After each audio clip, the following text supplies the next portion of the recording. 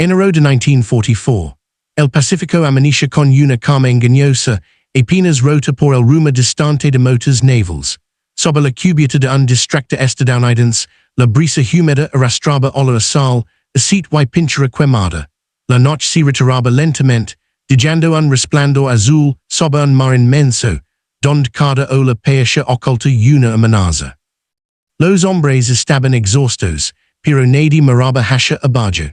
Todos observaban el horizonte, donde la mancha oscura de una formación japonesa comenzaba a tomar forma. Ningún tripulante ignoraba lo que significaba aquello. Buques más grandes, cañones más gruesos, blindajes que podían devorar, impactos capaces de partir su propio casco como una lata. Por eso eran para muchos latas de conserva, cascos delgados, plataformas improvisadas para una guerra que parecía siempre exigia más de lo que podían ofrecer. Pero aquella mañana, mientras el sol emerge sobre un océano que se teñía de rojo metálico, algo cambiaba en el aire. Había un silencio tenso, casi solemne, como si la fragilidad misma estuviera a punto de desafiar lo imposible. Y fue allí, en ese instante suspendido, donde empezó a revelarse la historia que daría sentido al desprecio que los había acompañado durante años, y al acto que pronto lo borraría para siempre. A comienzos de 1944, la guerra en el Pacífico había entrado en una fase de desgaste brutal. Lo que alguna vez fue un vasto dominio marítimo japonés empezaba a fracturarse bajo la presión constante de las operaciones estadounidenses. Pero aun con los reveses sufridos, la Armada Imperial seguía siendo un adversario formidable. Su doctrina ofensiva, sus buques diseñados para golpes decisivos, y la experiencia de combate adquirida desde 1941, la conversión en un enemigo capaz de generar pérdidas devastadoras en el momento menos esperado. El océano se había transformado en un tablero inmenso, donde cada isla, cada estrecho y cada tramo de mar profundo podía convertirse en un campo de batalla. En ese escenario, los distractos estadounidenses ocupaban un papel crucial, aunque raramente reconocido por la opinión pública de la época. Eran los primeros en llegar y los últimos en retirarse. Eran escoltas, exploradores, protectores de convoys, guardians de portaaviones, cazadores de submarinos y, cuando la situación lo exigía, atacantes directos de fuerzas más superiores. Sin embargo, esa versatilidad tenía un precio. Los distractors, por diseño, eran buques veloces y maniobrables, pero frágiles. Su blindaje era mínimo, pensado para enfrentar artillería ligera y sobrevivir al fuego esporádico, no para recibir impactos directos de cruceros pesados o acorazados. Su casco delgado, una necesidad técnica para aumentar la velocidad, les valió el apodo de tin cans entre sus propias tripulaciones, una denominación afectuosa y amarga al mismo tiempo, porque todos sabían que un solo proyectil de gran calibre podía abrirlos como si fueran una lámina de aluminio. Y aún así, eran indispensables. En cada operación anfibia, en cada cadena de islas que avanzaba hacia el corazón del imperio japonés, los distractors actuaban como el primer escudo contra ataques inesperados. Su radar, uno de los avances tecnológicos decisivos en la guerra, les permitía detectar amenazas antes de que fueran visibles a simple vista. Su velocidad, capaz de superar los 35 nudos en condiciones ideales, les otorgaba la capacidad de posicionarse donde un acorazado simplemente no podía llegar tiempo. Y sus torpedos Mark 15, aunque menos fiables que los modernos modelos japoneses, podían convertirse en armas mortales si se disparaban desde la distancia correcta. Pero Japón, observando desde la otra orilla del conflicto, veía las cosas de otro modo. Para los oficiales nipones, acostumbrados a pensar en términos de duelos decisivos entre grandes unidades, los distractors estadounidenses parecían improvisaciones ligeras, inferiores en potencia de fuego y claramente vulnerables. En las primeras etapas de la guerra, Cuando Japón dominó el combate nocturno gracias a su entrenamiento y su temido torpedo tipo 93, Long Lance.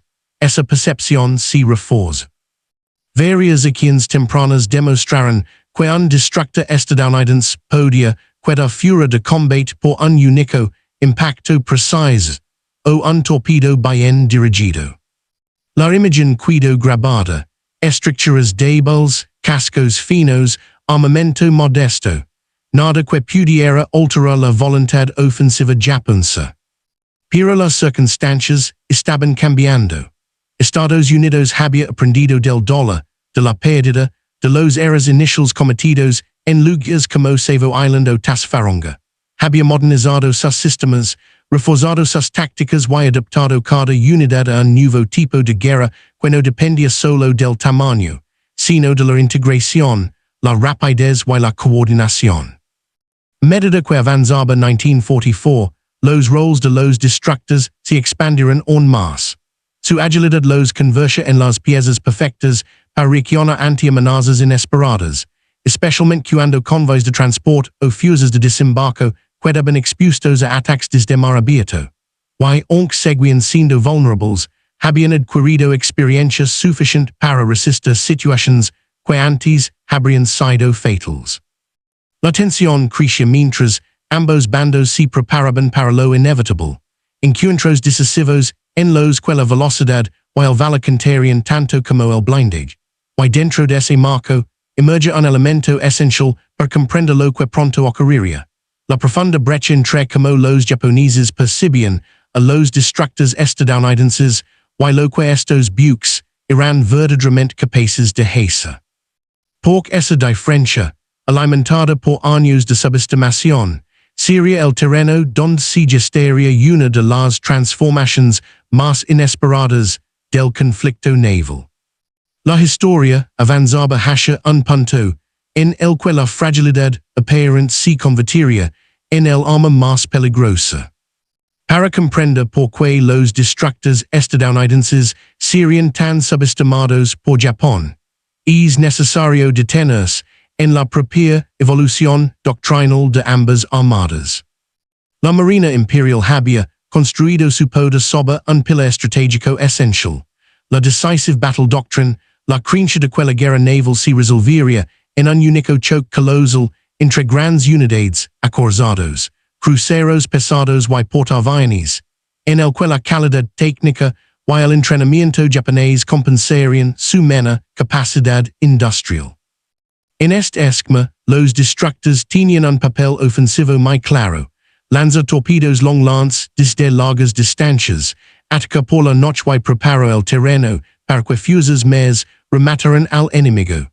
El énfasis estaba en la agresión, en la habilidad de sorprender, en la precisión casi quirúrgica. Los buques japoneses eran más pesados, mejor armados y, en muchos casos, extraordinariamente bien entrenados para combate nocturno. Cuando observaban a sus equivalentes estadounidenses, veían algo completamente distinto, cascos más ligeros, superestructuras altas, menos tubos lanzatorpedos y un enfoque doctrinal demasiado defensivo. Los estadounidenses, en cambio, habían configurado a sus destructors como unidades multipropósito, antisubmarinos, escoltas, plataformas para radar, y piezas móviles dentro de grupos de tarea centrados en portaaviones. Desde la perspectiva japonesa, aquello parecía una dispersión de funciones que debilitaba su eficacia en combate directo. Esa percepción fue reforzada por varios choques tempranos en las Islas Salomón, donde la habilidad japonesa en operaciones nocturnas se hizo evidente. La famosa sensación de invisibilidad nipona, apiada por torpedos de medio alcance y por tácticas iniciadas durante años, alimentó la idea de que los destructors estadounidenses no eran más que blancos fáciles. Los informes japoneses hablaban de unidades enemigas ligeras, vulnerables y con poca capacidad ofensiva, reforzando la noción de que los tin cans eran simplemente piezas prescindibles dentro de la vasta flota estadounidense. Pero hacia 1943, y 1944, la realidad había comenzado a transformarse. Los estadounidenses habían absorbido las lecciones más duras. Incorporaron radars modernos capaces de detectar formaciones enemigas, incluso en noches sin luna, ajustaron sus doctrinas de tiro y entrenamiento nocturno, y estandarizaron maniobras para contrarrestar las embestidas de torpedos japoneses. Paralelamente, el aumento del número de portaaviones y la necesidad de protegerlos hizo que los destructores adquirieran un rol estratégico sin precedentes. El enemigo seguía considerándolos simples escoltas ligeros, pero ahora estaban equipados para detectar, maniobrar, atacar y sobrevivir en un entorno cada vez más complejo. Y aunque su blindage continuaba siendo escaso, su disciplina, velocidad y capacidad de respuesta inmediata los convirtieron en piezas mucho más peligrosas de lo que Japón reconoce. Había otra dimensión más profunda, menos mencionada pero decisiva, el espíritu de sus tripulaciones. Los hombres que servían a bordo sabían que su vida dependía de segundos, sabían que el más mínimo era una orden tardía o un cálculo impreciso podía significar la destrucción completa del buque. Esa conciencia moldaba un tipo especial de determinación. La fragilidad del buque no era solo una limitación. Era un recordatorio constante de que cada decisión importaba. Y ese contraste, la percepción japonesa de debilidad frente a la creciente competencia y audacia estadounidense, fue el terreno perfecto para que surgiera un momento inesperado. Un momento en el que la burla de chatarra flotante se enfrentaría a una realidad completamente distinta. Había llegado el tiempo en que aquellos delgados cascos demostrarían que podían resistir, atacar y, en circunstancias extremas, pelear como si fueran gigantes de acero. Y para entender cómo se produjo ese cambio decisivo, es necesario observar el fenómeno desde distintos ángulos. El ángulo humano, fragilidad y valencia en el mismo casco. A bordo de un destructor, la rutina diaria era un ejercicio permanente de tensión controlada. Cada hombre sabía que servía en uno de los buques más vulnerables de toda la flota. Sin blindage verdadero, con compartimentos estrechos y con un sistema de daño limitado que dependía más de la rapidez humana que de la resistencia estructural. Las paredes metálicas eran tan delgadas que, en días silenciosos, se podía escuchar el golpeteo del mar como si estuviera a solo unos centímetros del rostro. Esta fragilidad generaba un tipo de vínculo muy particular entre tripulantes. Los marineros dormían casi codo a codo, compartían espacios mínimos y vivían pendientes de alarmas que podían sonar en cualquier momento, día o noche. La vida se reducía a ciclos de vigilancia, mantenimiento, limpieza y preparación constante. El cansancio era crónico, pero también lo era la determinación. Las tripulaciones de destructores desarrollaban una mezcla única de confianza y humildad. Confiaban en su capitán, en la rapidez de sus ingenieros, en la puntería de sus artilleros, pero sobre todo confiaban en sí mismos, porque sabían que cualquier impacto grande podría significar la muerte de docenas de compañeros en un instante. Esa conciencia daba forma a una disciplina silenciosa, sin titularidad, hombres que trabajaban sin esperar reconocimiento, que comprendían que su supervivencia dependía de acciones precisas ejecutadas en segundos. Era una lucha constante entre la vida y la fuerza implacable del mar, entre la vulnerabilidad y la voluntad de resistir. Ese espíritu humano, esa mezcla de miedo, camaradería y deber, sería la base que permitiría lograr lo impensable cuando llegara la hora de enfrentar a un enemigo mucho más poderoso. Y en ese punto donde el hombre se reencontraba con el acero, surge otro factor clave, la propia naturaleza técnica del buque que tripulaban. El ángulo tecnológico, velocidad, radar y torpedos en un casco delicado. Aunque los destructores carecían de blindage, poseían algo que Japón no siempre consideró con la atención que merece, una combinación de tecnología y velocidad diseñada para cambiar el ritmo de la batalla. En primer lugar, estaba el radar, un elemento que transformó por completo el combate naval en 1943 y 1944. Lo que antes dependía de viajes entrenados y noches despejadas, ahora se basaba en ecos invisibles capaces de revelar la posición de una flota enemiga mucho antes de que fuese visible. Esto anulaba la superioridad japonesa en combate nocturno, un golpe doctrinal profundo. Los destructores podían anticiparse, maniobra y abrir fuego antes de que los artilleros enemigos siquiera comprendieran desde donde llegaba la amenaza. A ello se sumaba la velocidad. Los destructores estadounidenses podían superar fácilmente los 35 nudos, convirtiéndose en unidades extremadamente difíciles de apuntar cuando ejecutaban maniobras evasivas. En el instante adecuado, podían pasar de opciones defensivas a ofensivas con un giro brusco del timón. Esta agilidad se convertía en arma cuando los buques más lentos y dependientes de trayectorias rígidas intentaban fijarlos en mira. Y luego estaban los torpedos Mark 15, aunque no tan avanzados como los long lance japoneses, podían ser devastadores si se lanzaban desde distancias cortas o en momentos de sorpresa. Un solo impacto bien dirigido podía inutilizar incluso a un crucero pesado. Para un acorazado, representaban una amenaza menor en términos estructurales, pero un torpedo en el punto adecuado podía alterar la maniobrabilidad y el rumbo de un gigante de decenas de miles de toneladas. El destructor era una contradicción técnica fascinante, demasiado frágil para soportar un duelo directo, pero lo suficientemente rápido y bien equipado para golpear donde dolía. La tecnología se había convertido en el gran igualador. Pero la tecnología por sí sola no bastaba, hacía falta liderazgo, claridad en la toma de decisiones y la capacidad de convertir minutos de incertidumbre en acciones decisivas. El ángulo del liderazgo, decisiones tomadas en segundos que cambian horas de combate. Los comandantes de destructores sabían que dirigen buques que podían desaparecer en segundos. Esa responsabilidad generaba un tipo de liderazgo sobrio, directo, sin margen para dudas prolongadas. Las órdenes debían ser claras, rápidas y ejecutadas de inmediato. En un enfrentamiento naval, la diferencia entre vivir o morir podía depender de una sola decisión.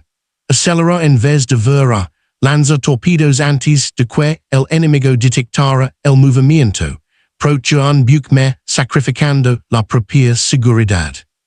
Los capitanes de destructores eran conscientes de que sus acciones influían en el destino de toda una fuerza de tierra, especialmente cuando escoltaban portaaviones o transportes vulnerables.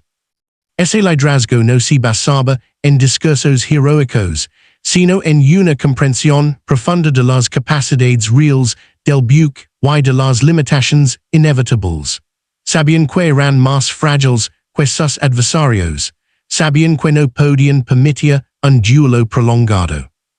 Y aún así, cuando la situación se volvía crítica, eran ellos quienes se lanzaban hacia el fuego enemigo para ganar tiempo, desorganizar al atacante o proteger a unidades esenciales para la operación. Ese instinto, esa voluntad de actuar, incluso cuando las probabilidades eran casi imposibles, sería el factor que transformaría la percepción japonesa sobre los destructores de lata. Y con estas tres fuerzas, lo humano, lo tecnológico y lo táctico, empezaba a formarse el núcleo que explicaría la acción decisiva que estaba por venir. El ángulo del enemigo, la subestimación japonesa como arma de doble filo. Para la Armada Imperial Japonesa, los destructores estadounidenses no eran más que unidades secundarias.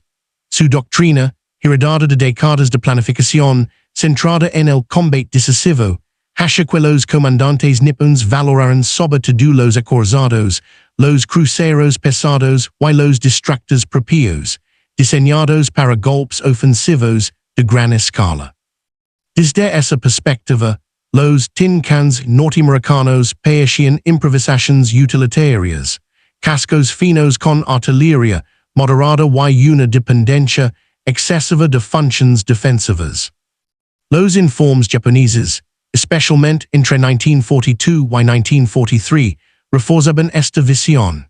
En batallas como Savo Island o Tasafaronga, la Marina nipona había logrado infligir daños devastadores a fuerzas estadounidenses, creando la impresión de que los destructores enemigos eran incapaces de resistir un enfrentamiento disciplinado y bien coordinado. La confianza japonesa en su torpedo long lance, considerado el torpedo más avanzado del mundo, añadía otra capa de seguridad. Cualquier distractor que se acercara demasiado podía ser eliminado con un solo impacto. Pero esa seguridad pronto se convertiría en un punto débil. Mientras Japón mantenía su doctrina relativamente estática, Estados Unidos adoptaba la suya. El radar, el adiestramiento nocturno y la integración con portaaviones y vigilancia aérea transformaron la capacidad táctica estadounidense sin que Japón lo percibiera completamente. La subestimación se convirtió en una trampa silenciosa. Al creer que los destructores enemigos no representaban una amenaza significativa, muchos comandantes japoneses asumieron riesgos innecesarios, avanzaron sin cautela o interpretaron señales erróneas como debilidad. En más de una ocasión, esta confianza excesiva permitió que fuerzas ligeras estadounidenses cerraran distancias peligrosas sin ser detectadas a tiempo. La ironía final estaba servida. Aquello que Japón veía como chatarra flotante terminaría siendo el punto exacto donde su percepción táctica comenzaría a fracturarse. El ángulo moral, el peso del sacrificio y la voluntad de procha. Más allá de la tecnología, la doctrina y la percepción enemiga había un aspecto moral que influiría profundamente en los hechos que estaban por desarrollarse. Los destructores estadounidenses no solo eran plataformas de combate, eran guardianes de buques mucho más vulnerables o valiosos. Portaaviones ligeros, transportes repletos de infantería, buques de apoyo logístico. Todos dependían de los destructores para detectar amenazas, desviar ataques y, si era necesario, interponerse entre el enemigo y la fuerza principal. Ese rol generaba una ética particular. La noción de que la supervivencia de miles dependía del sacrificio de unos pocos. Era una moral silenciosa, sin decoraciones ni proclamas, pero profundamente internalizada por los hombres que servían en esos cascos delgados. Sabían que, ante un ataque repentino, eran ellos quienes debían reaccionar primero. Sabían que, si un crucero o un acorazado enemigo rompía la línea, los transportes quedarían indefensos. En la práctica, esta conciencia se traducía en una capacidad extraordinaria para ignorar el instinto de supervivencia individual.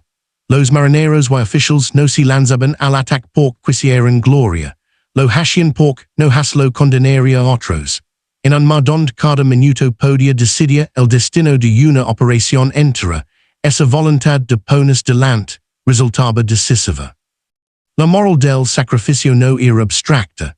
Se vivía en cada maniobra peligrosa, en cada aproximación acelerada hacia buques más, en cada ataque con torpedos desde distancias tan cortas que escapaban a la lógica fría del combate naval.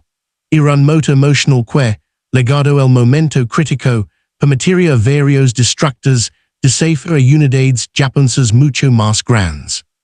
El ángulo estratégico, como un buque pequeño cambia el ritmo de una batalla gigante.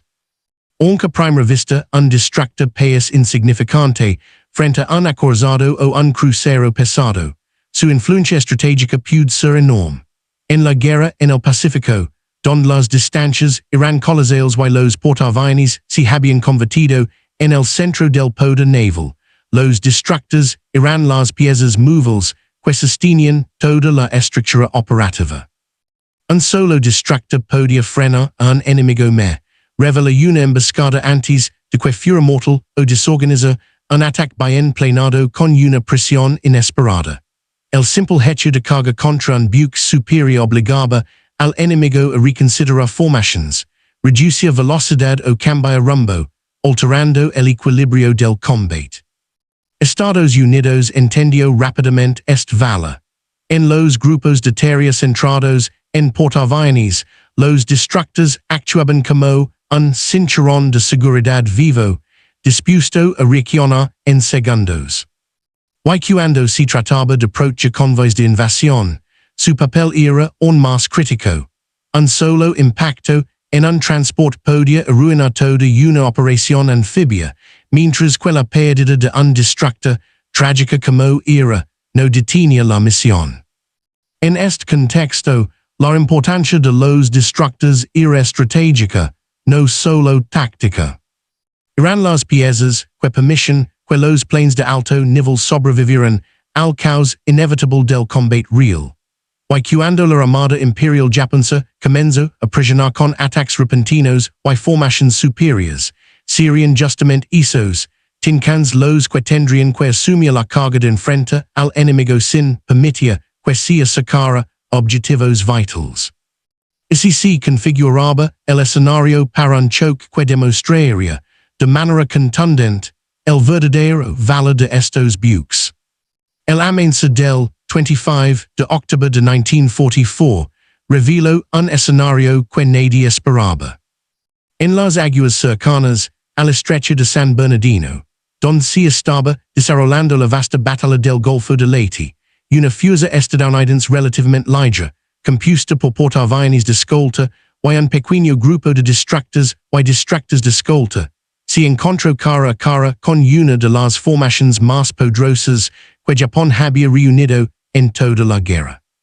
Era la fuerza central del almirante Takeo Kurita, acorazados gigantes como el Yamato y el Nagato, cruceros pesados, distractors ofensivos y cañones capaces de arrasar cualquier buque que se interpusiera.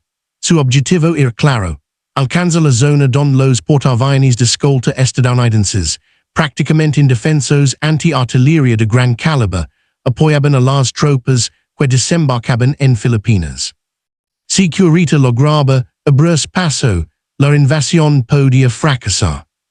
La fuerza Taffy 3, bajo el mando del contraalmirante Clifton Sprague, era la que se interponía entre los portaaviones de escolta y la muerte segura. Sus naves principales, los portaaviones de escolta, eran lentos y ligeros, incapaces de resistir impactos directos. Tras ellos, apenas unos pocos distractors, el Johnston, el Hull y el Heermann, junto con distractors de escolta aún más frágiles, intentaban reaccionar ante lo que se avicinaba. La escena fue tan inesperada que, al principio, muchos oficiales estadounidenses creyeron que los gigantes que aparecían en el horizonte eran buques propios. No podía ser de otra forma. Nunca antes un grupo tan ligero había quedado expuesto frente a una fuerza japonesa tan poderosa. Pero cuando los primeros destellos de los mastodontes nipones se transformaron en fuego real, la realidad se volvió innegable. A las 06:58, los cañones japoneses abrieron fuego desde más de 30 kilómetros. Sus andenadas levantaron columnas de agua tan altas como edificios de varios pisos. Curiosamente, ese bombardeo inicial fue lo que reveló por completo la magnitud del peligro. Los proyectiles que caían cerca de los portaaviones tenían un calibre que ningún buque estadounidense ligero podía igualar. El enemigo no era un simple destacamento, era toda una fuerza de batalla. En el puente del Hull y del Johnston, los capitanes comprendieron la situación con una claridad inmediata. Los portaaviones no podían defender solos, no podían correr lo suficiente, no podían resistir un segundo bombardeo. Si no se interponían, si no frenaban el avance de Kurita, el desastre sería irreversible. Fue entonces, cuando comenzó la secuencia de decisiones, que cambiaría el curso del enfrentamiento. El comandante Ernest Evans, al mando del destructor USS Johnston, no esperaba ordines, no podía esperarlas. Un destructor, por sí solo, no tenía ninguna posibilidad contra un crucero pesado y mucho menos contra un acorazado, pero Evans entendía el rol exacto de su buque, y sabía que la velocidad y el factor sorpresa eran las únicas armas que tenía. A las 07:03, el Johnston aceleró a toda máquina hacia la línea japonesa. Su superestructura vibraba, sus máquinas rugen y su proa cortaba el agua como una navaja. Era un movimiento que desafiaba toda lógica de combate naval, un buque ligero, delgado y virtualmente sin blindage, cargando frontalmente contra proyectiles capaces de atravesarlo como si fuese papel. Los otros destructores comenzaron a seguirlo. El Hull y el Heermann maniobraron para ganar posición, mientras los destructores de escolta preparaban pantallas de humo para ocultar a los portaaviones. El cielo se llenó de fragmentos y salpicaduras, cada explosión acercándose más al objetivo estadounidense. Sprague observó la escena desde su puesto de mando, pequeños cascos blancos avanzando hacia gigantes de acero negro. Sabía exactamente lo que implicaba esa decisión. Sabía que varios de esos buques no volverían. Pero también sabía que era la única esperanza. A medida que el Johnston cerraba la distancia, la lluvia de fuego japonés se intensificaba. Columnas de agua se alzaban a ambos lados, algunas tan cercanas que bañaban la cubierta con fragmentos de metralla. La tripulación mantenía sus estaciones. Artilleros listos, lanzatorpedos preparados, ingenieros trabajando al límite para sostener la velocidad máxima del buque. Era un ataque directo contra toda la estructura ofensiva japonesa. A las 07:10, Evans dio la orden de preparar el lanzamiento de torpedos. El Johnston había logrado acercarse lo suficiente como para representar una amenaza real, una situación que muchos comandantes japoneses no habían contemplado. Un destructor estadounidense, corriendo a toda velocidad, dispuesto a entrar en la zona de fuego certera. En ese instante, en pleno avance, los tincans demostraron su verdadero valor. Lo que Japón había considerado chatarra flotante estaba a punto de alterar el cálculo estratégico del día. Y el momento decisivo estaba a punto de llegar. A las 07:16, mientras el Johnston se escabullía entre columnas de agua que estalaban como volcanes líquidos, Evans dio la orden final: fuego con torpedos por la banda de estribor. Era el golpe que ningún almirante japonés esperaba recibir. Los 10 torpedos Mark 15 salieron disparados, dejando estelas blancas que se perdían hacia los flancos del Congo y los cruceros pesados que acompañaban al acorazado. Aunque solo un impacto directo fue confirmado después, el efecto psicológico fue devastador. Los navíos japoneses, temiendo una andanada más amplia, comenzaron a girar bruscamente para evitar la zona de peligro. Aquel simple movimiento desorganizó la formación y rompió el ritmo de avance. Pero el Johnston había quedado expuesto. Los proyectiles japoneses finalmente encontraron su marca. Un impacto de 8 pulgadas entró por la superficie del agua y perforó el casco cerca de la sala de máquinas. Luces se apagaron, sistemas auxiliares fallaron y varios tripulantes murieron instantáneamente. Aún así, Evans ordenó mantener la velocidad y seguir disparando. El destructor, aunque herido, seguía en pie. Mientras tanto, el Hull y el Heermann iniciaban sus propias cargas. El Hull avanzó hacia el crucero Haguro, lanzando torpedos bajo un fuego brutal. Parte de su puente quedó destruido, la radio se perdió y las calderas comenzaron a fallar, pero aún así continuó. Su ataque forzó al Haguro a maniobrar violentamente, alejándolo de los portaaviones estadounidenses. El Heermann, por su parte, ejecutó la maniobra más ordaz. Se lanzó directamente hacia el centro mismo de la línea japonesa. Cañones de 18 pulgadas del Yamato, el acorazado más grande y más armado del mundo, comenzaron a disparar. Las columnas de agua eran tan inmensas que por momentos parecían engullir por completo al destructor, pero el pequeño buque zigzagaba, esquivando impactos que podían partirlo en dos. El German lanzó un grupo de torpedos que obligó al Yamato a alejarse temporalmente del combate. Un buque de 70 toneladas, armado con la artillería más poderosa jamás montada en un acorazado, había sido puesto en retirada momentánea por un destructor que pesaba una décima parte. Mientras los destructors continuaban su ataque suicida, los portaaviones de escolta estadounidenses no se quedaban de brazos cruzados. Sus avions, casas FM2 Wildcat y bombarderos torpederos TBM Avenger comenzaron a despegar toda prisa.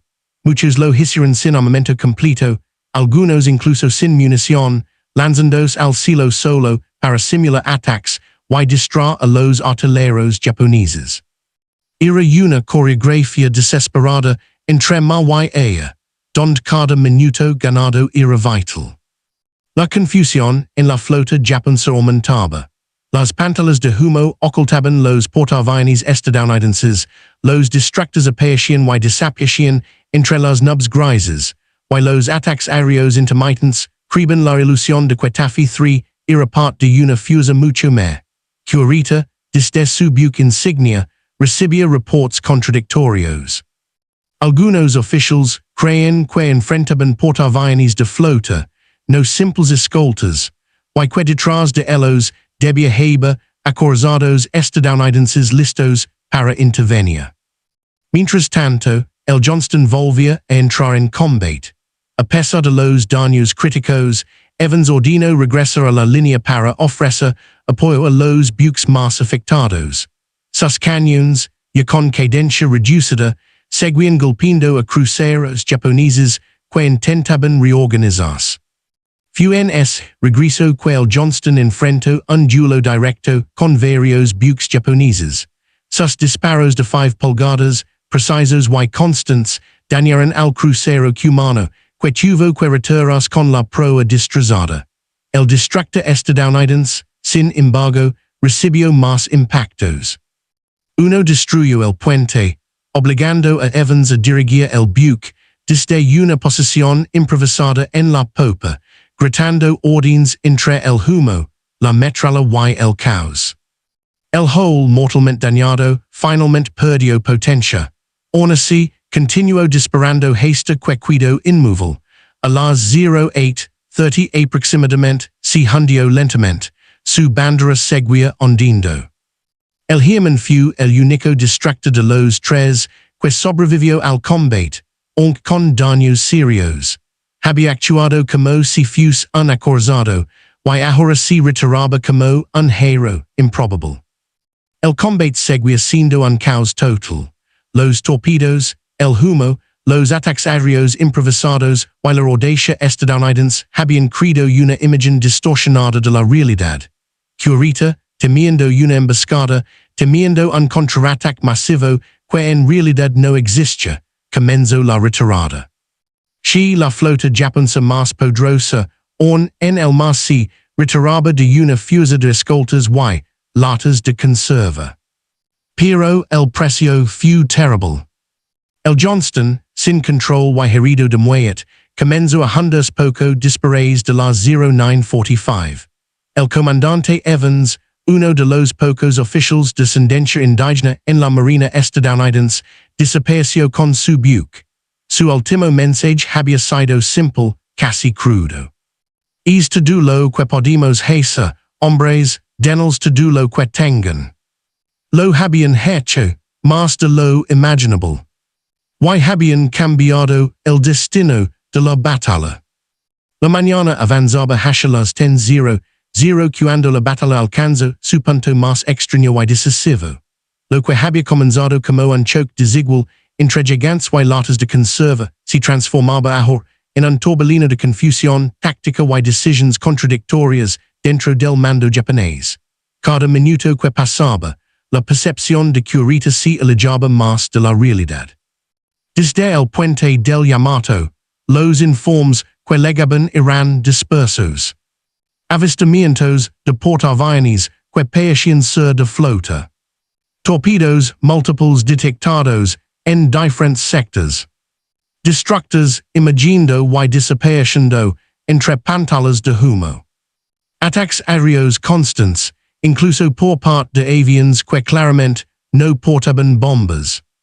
Todo esto dio lugar a una ilusión estratégica, que ahorita comenzó a creer que había quedado en una trampa monumental.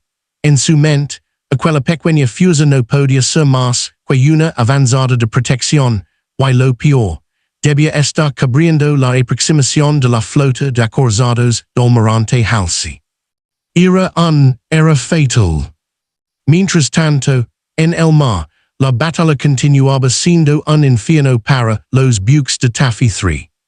El Gambia Bay, uno de los portaaviones de escolta, había sido alcanzado por proyectiles de 8 pulgadas del Chikuma. Con un casco fino y motores relativamente débiles, no pudo mantener la velocidad. Lentamente quedó rezagado. Sus sistemas comenzaron a fallar uno tras otro hasta que, finalmente, se inclinó hacia baba, comenzó a inundarse y se hundió. Fue el único portaaviones estadounidense hundido en combate directo por artillería de superficie durante toda la Segunda Guerra Mundial. El White Plains, otro de los portaaviones, utilizó su artillería auxiliar de 5 pulgadas para defenderse y, en un giro inesperado, impactó y forzó la retirada temporal del distracto japonés Shiga. Era un recordatorio más de la naturaleza absurda y feroz de aquel combate, portaaviones improvisados defendiendo su vida a cañonazos. Detrás de ellos, los distractos de escolta, el Samuel B. Roberts entre ellos, seguían luchando con una tenacidad desesperada. El Samuel B. Roberts, aunque no formaba parte de la primera olada de carga, se había lanzado a un combate que superaba por completo sus capacidades. Su comandante, Robert Copeland, lo describiría más tarde como un duelo contra buques diseñados para borrar a los nuestros del mapa. A las 08:46, tras múltiples impactos, el Samuel B. Roberts quedó inoperativo. El pequeño buque, que pesaba menos que algunos cruceros ligeros japoneses, había disparado más proyectiles de 5 pulgadas en una sola acción que cualquier otro distracto estadounidense en la guerra. Finalmente se hundió, dejando tras de sí una estela de humo que se disolvía sobre el mar gris. La lucha no cesaba. Los TBM, Avenger YFM-2 Wildcat continuaban realizando pasadas de ataque, muchas veces sin munición real, solo para obligar a los artilleros japoneses a mantener la cabeza agachada. Algunos pilotos lanzaban naves inglesas, bengalas, latas de combustible y cualquier objeto que pudiera simular un ataque desde el aire. Su sacrificio ganó minutos cruciales. Y esos minutos son los que cambiaron el rumbo de la batalla. A las 09:20 aproximadamente, Curita recibió informes contradictorios que lo convencieron por completo de que se enfrentaba a una fuerza de la que sus ojos podían confirmar. El miedo a una emboscada, sumado al agotamiento tras días de operations, la falta de comunicación confiable y la pérdida de varios comandantes en el caos inicial, pesó más que la lógica militar. En su mente, la misión principal había sido cumplida. Avanza hacia Leyte, interrumpía los desembarcos estadounidenses y destruyó los transports. Pero los transports estaban lejos, y el camino parecía ahora protegido por fuerzas que, aunque pequeñas, habían demostrado una ferocidad que no encajaba con su tamaño real.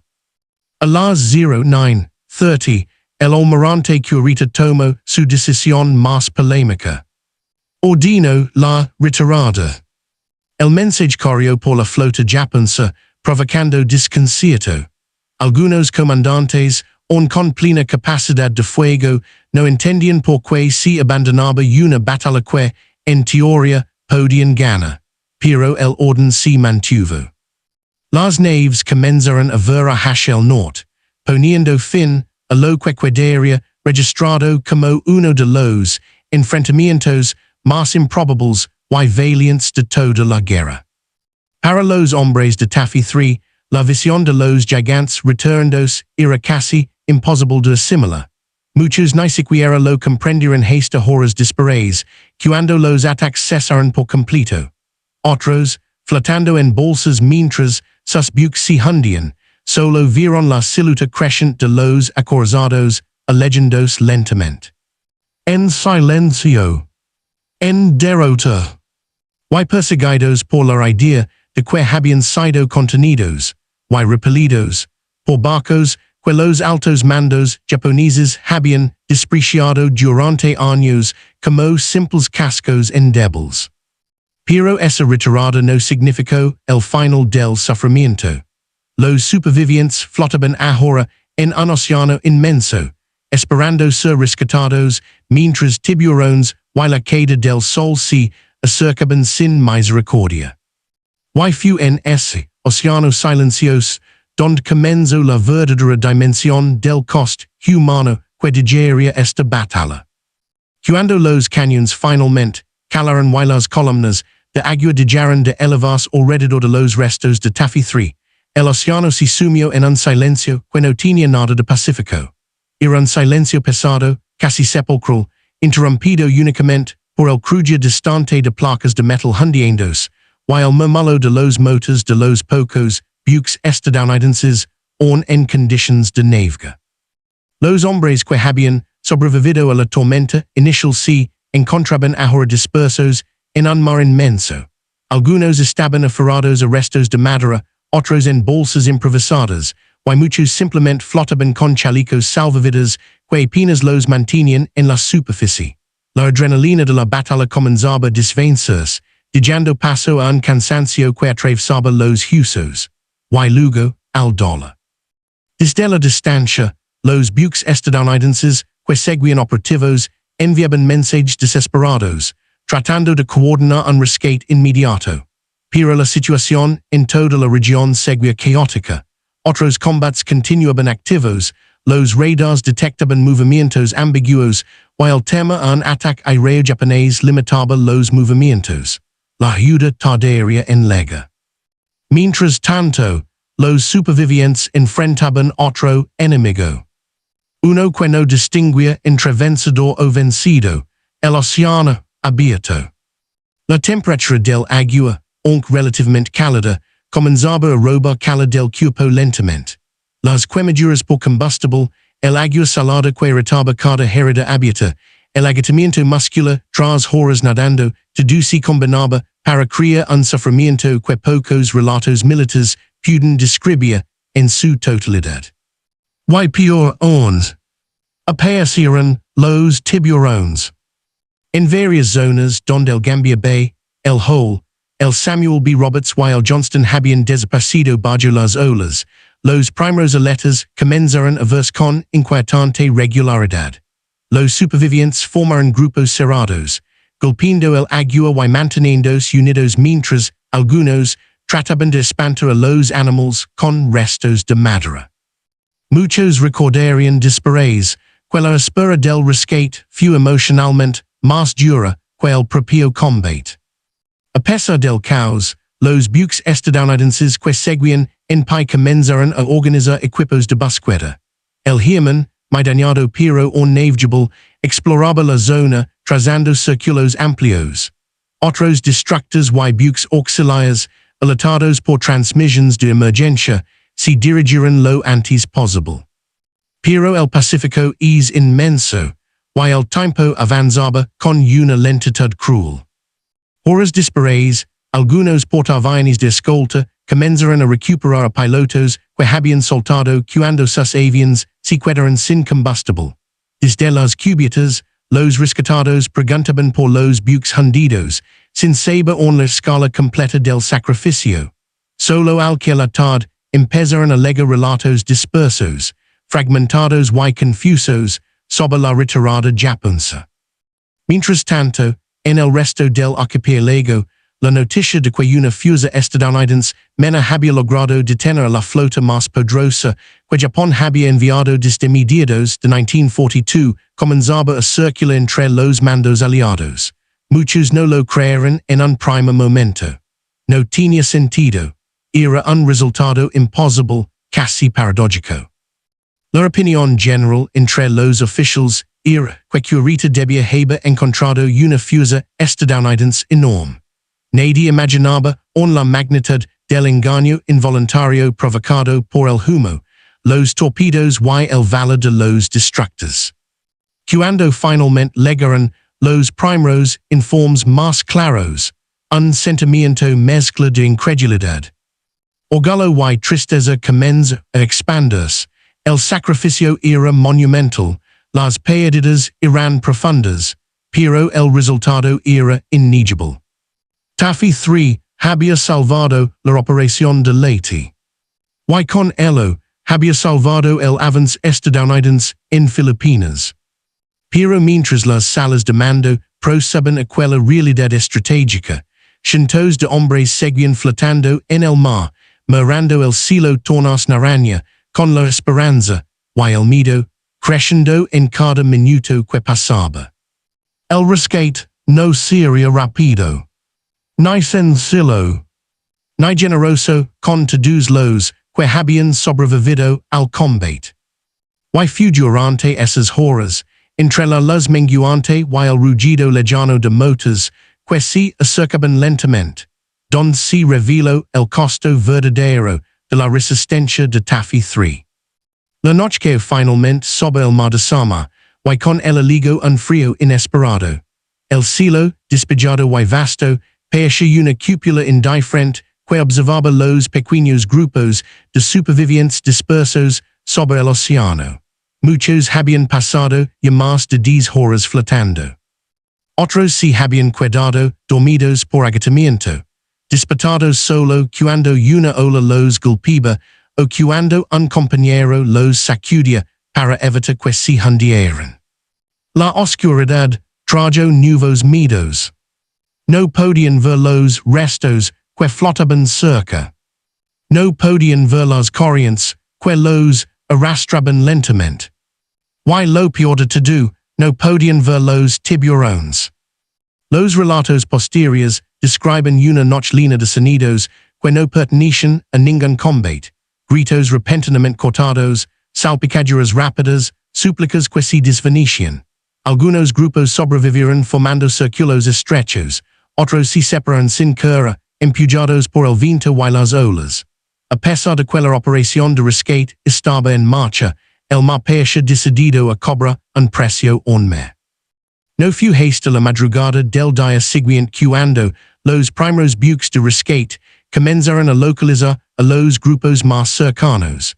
El Distractor Dennis, el Raymond, el John C. Butler y varios transportes de apoyo recorrieron la zona, iluminando el mar con haces de luz en busca de siluetas humanas. Las primeras operaciones fueron frenéticas, cuerdas lanzadas desde cubierta, marineros soltando al agua, cuerpos levantados a pulso. Los supervivientes presentaban una mezcla de agotamiento extremo, quemaduras químicas causadas por el combustible, heridas de metralla y deshidratación severa. Algunos deliraban, convencidos de que la batalla seguía en curso. Otros, aun con el chaleco lleno de agua, se aferraban con fuerza a cualquier mano que les ofreciera ayuda. Para muchos rescatistas, aquellas escenas quedarían grabadas por el resto de sus vidas. Mientras los equipos trabajaban sin descanso, comenzaron a surgir preguntas inevitables. ¿Por qué Curita se había retirado? ¿Cómo era posible que destructores fueran capaces de contener acorazados? ¿Qué había visto o creído ver la flota japonesa? La respuesta se encontraba en una combinación única de factores: confusión táctica, el efecto psicológico de los torpedos, la habilidad estadounidense para crear densas pantallas de humo, los ataques aéreos continuos, y sobre todo, el comportamiento inesperadamente agresivo de los destructores estadounidenses. Su valencia alteró completamente la percepción japonesa de la batalla. En Tokio, la retirada fue recibida con consternación. Varios oficiales superiores expresaron desconcierto al enterarse de que Curita había enfrentado a portaaviones de escolta y destructores ligeros, no a una fuerza más. la oportunidad de atacar la flota de invasión estadounidense, una de las últimas esperanzas de alterar el curso de la campaña, se había desvencido. En Washington, la noticia genera un impacto igualmente profundo, pero de signo contrario. Lo que inicialmente se interpretó como un error táctico japonés fue pronto entendido como algo mucho más significativo. Un puñado de buques pequeños, considerados por muchos como unidades secundarias, había enfrentado a la fuerza de superficie más poderosa que Japón había reunido desde la batalla del mar de Filipinas. Y la había obligado a retroceder. El sacrificio fue reconocido oficialmente. El comandante Ernest Evans, del Johnston, recibiría la medalla de honor de manera póstuma.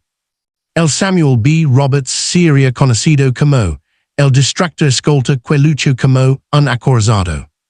Taffy 3, un nombre que antes apenas resonaba en informes operativos, se convertiría en sinónimo de resistencia feroz. Para los propios supervivientes, sin embargo, la gloria era un concepto distante. Lo que recordaban no era la grandeza estratégica, sino los rostros de los compañeros perdidos, la sensación de impotencia en el agua, y la incredulidad que los golpeó cuando supieron que habían contenido, y vencido, a una fuerza que en cualquier otro día habría borrado su existencia en minutos. Pero esa incredulidad no restaba verdad a los hechos. Y sería precisamente esa verdad la que daría forma a las reflexiones históricas en los años siguientes. La batalla de San Marquito, grabada en la historia como uno de esos momentos improbables en los que la ecuación tradicional de la guerra se rompe por completo, no fue el poder del acero, ni la precisión de una estrategia perfecta, ni la ventaja tecnológica lo que decidió aquel encuentro. Fue más bien la fuerza humana que emergió desde los peldaños más modestos de la jerarquía naval. Los distractors y distractors de escolta, aquelas latas de conserva, que tantos despreciaban, demostraron que el valor no necesita blindage, y que la voluntad de actuar puede alterar el curso de un conflicto mucho más que cualquier proyección teórica de fuerza. Sus cascos vibraban con cada impacto, sus cubiertas se llenaban de humo y fragmentos, pero avanzaban con una decisión que sorprendió incluso a quienes navegaban en ellos. La retirada japonesa, analizada después con frialdad, sigue siendo un recordatorio de cómo la percepción define la realidad en combate. Curita no se retiró ante una fuerza superior, sino ante la convicción de que tal fuerza debía existir. Lo que vaya o creva fue producto del ruido, del humo, de informes fragmentados, y del comportamiento imposible de una flota que no debía pelear como peleó. En ese espacio, entre la apariencia y la verdad se libró la parte más profunda de la batalla, la psicológica. Para los supervivientes, la memoria no fue una lección abstracta, fue un peso que cargaron durante décadas. Recordaron el courage de quienes no regresaron, la solidaridad en el agua oscura, y la sensación casi irreal de haber contenido a una fuerza que, sobre el papel, debía haberlos destruido en minutos. Y para la historia, la batalla de Samar se convirtió en un símbolo. Un recordatorio de que, incluso, en una guerra dominada por máquinas gigantescas y estrategias globales, la voluntad humana puede inclinar la balanza, que los gigantes pueden equivocarse, que los pequeños pueden resistir. Y que, en ocasiones, los buques que todos consideran chatarra pueden pelear con el corazón de un acorazado. Con esa lección, la historia de Taffy 3 no termina. Se eleva, flotando sobre el mar de Sama como un eco permanente de lo que puede lograrse cuando la determinación supere al miedo, y cuando el deber se convierte en algo más grande que la propia supervivencia.